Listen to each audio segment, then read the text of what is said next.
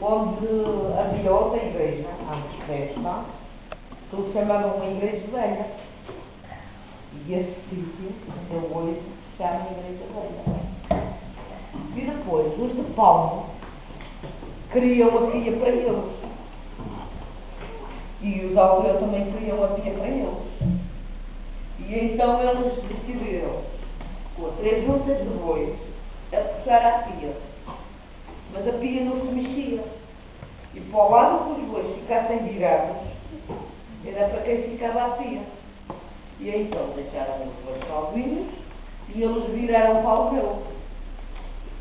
E então a pia ficou a ser ao rio e o Paulo ficou sem água.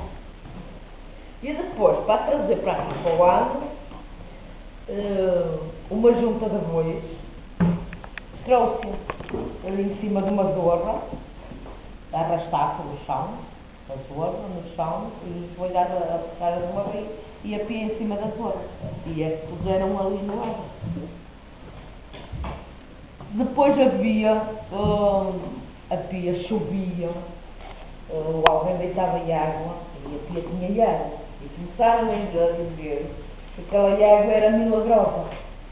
E as pessoas começaram ali a vir buscar água para curar alguma coisa que eles achavam que precisavam.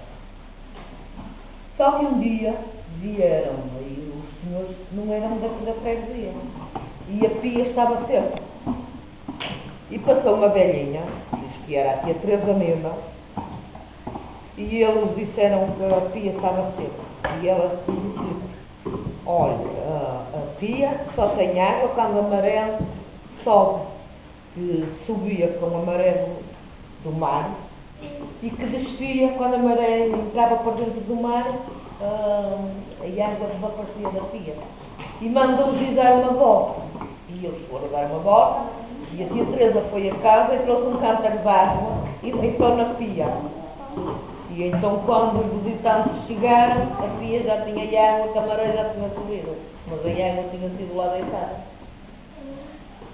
E eu não sei, disto eu não sei mais nada. Sei que há outras contadas de outra maneira, mas certamente também não será verdadeira, não sei.